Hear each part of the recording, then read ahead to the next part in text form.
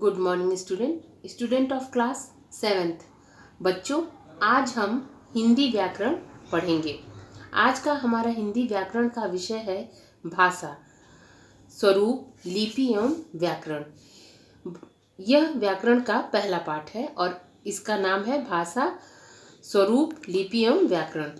भाषा क्या है? भाषा भावाभिव्यक्ति और भावबोध का सशक्त माध्यम है। सरल भाषा में कहें तो कहते हैं कि भाषा वह साधन है जिसके द्वारा हम अपने विचार बोलकर या लिखकर व्यक्त करते हैं और दूसरे लोग हमारे भाव को सुनकर या पढ़कर समझते हैं। तो भाषा क्या है? भाषा वह साधन है जिसके द्वारा हम अपने विचार बोलकर या लिखकर व्यक्त करते हैं और दूसरे लोग हमारे भाव को सुनकर या पढ़कर समझते हैं। अब देखिए भाषा के रूप। भाषा दो प्रकार की होती है या दो रूप है। पहला क्या है? मौखिक भाषा और दूसरा क्या है? लिखित भाषा। मौखिक भाषा मुख द्वारा, बोली और कान द्वारा सुनी जाती है, लेकिन लिखित भाषा लिखी और पढ़ी जाती है। भाषा जैसी अमूल्य निधि केवल क्या है? मनुष्यों के पास ही है। तो मौखिक भाषा क्या है? जो मुख द्वारा, बोली और कान द्वारा सुनी जाती है, और लिखित भाषा लिखी और पढ़ी जाती है। भाषा के स्वरूप। भाषा के 3 स्वरूप हैं। क्या है? मातृभाषा, भाषा और बोली, राष्ट्रभाषा और राजभाषा। तो मातृभाषा क्या है? कि जिस भाषा को बालक अपने माता पिता से सुनता है और अनुकरण द्वारा सहज सीख जाता है, वही उसकी मातृभाषा हो जाती है। अर्थात कि जो वो अपने घर में सुनता है और उसी को दोहराता है या उसी से सीखता है, वही मातृभाषा हो जाती है। भाषा और बोली। भाषा की अपेक्षा बोली का क्षेत्र बहुत कम होता है। हिंदी भाषा की तो अनेक बोलियां हैं। अवधी, भोजपुरी, ब्रज, कन्नौजी इत्यादि हिंदी की प्रमुख बोलियां ही हैं। अब देखिए राष्ट्रभाषा और राजभाषा।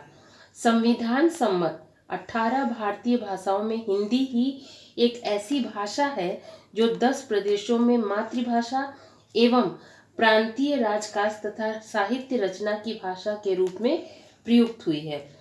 14 सितंबर 1949 को भारतीय संविधान द्वारा उसे राजभाषा घोषित किया गया है। अब क्या है? भाषा और लिपि। भाषा और लिपि का गहरा संबंध है। किसी भाषा को लिखने के ढंग को लिपि कहते हैं। क्या कहते हैं?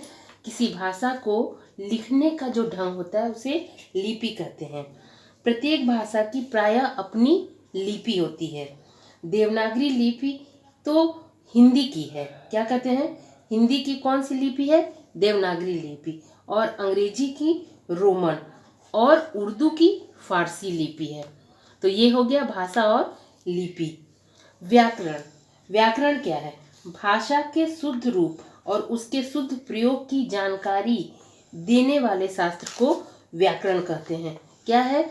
व्याकरण क्या करता है? भाषा को शुद्ध रूप और शुद्ध रूप से कैसे प्रयोग किया जाता है, ये व्याकरण हमें इसकी जानकारी देता है। व्याकरण का स्थान भाषा के बाद आता है। किसी भाषा के व्यवहार में आने के बाद ही उसके व्याकरण का जन्म होता है। अब व्याकरण के भाग कितने हैं? तो व्याकरण के 3 भाग हैं। कौन कौन से? वर्ण विचार, शब्द विचार और वाक्य विचार। पहले हम वर्णों का निर्माण करते हैं, उन वर्णों को मिलाकर हम शब्दों का निर्माण करते हैं और उन शब्दों को मिलाकर हम वाक्यों का निर्माण करते हैं। तो आज हमने पहला चैप्टर पढ़ा, भाषा, स्वरूप, लिपि एवं व्याकरण। अब कल हम इसका अभ्यास कार्य करेंगे।